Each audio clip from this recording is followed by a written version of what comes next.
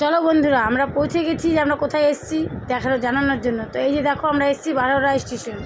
বারোরা স্টেশনে আমরা নেমে গেছি ইন্টারসিটি ট্রেন থেকে। তো এবার বুঝতেই পারছো মালদার বন্ধুবান্ধবরা যে আমি কোথায় এসেছি। তো আরও থাকো সাথে, দেখতে পাবে আমরা কোথায় যাচ্ছি। তো এই যে এখানে আমরা একটু চা খাবো, চা খেয়ে আমরা বেরিয়ে যাব। আমরা যাচ্ছি, বলে দিই তোমাদেরকে, আমরা যাচ্ছি শিবগাদি।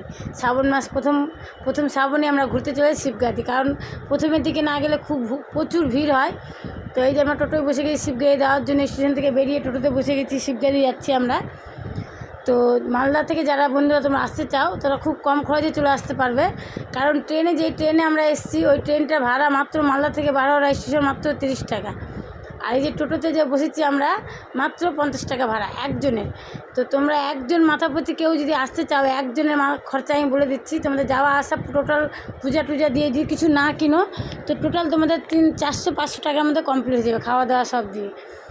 তো আমরা তো থাকার কোনো প্ল্যান ছিল না, কেন সকালবেলা এখান থেকে ট্রেন মালদা থেকে, আর ফিরারও ট্রেন 7টার ওখান থেকে ইন্টারসিটি পেয়ে যাবে। খুবই সুবিধায় তোমরা আসতে পারবে। এই দেখো সিনারিগুলো কত সুন্দর।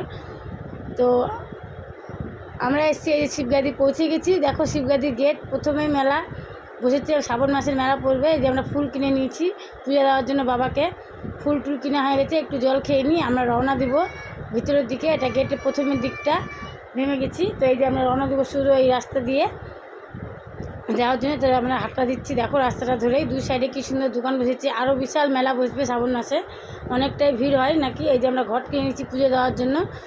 তো আরও আমরা যাবো, আরও আমার ভিডিও আছে। আপাতত এইটুকুই, টাটা বন্ধুরা, সবাই ভালো থেকো।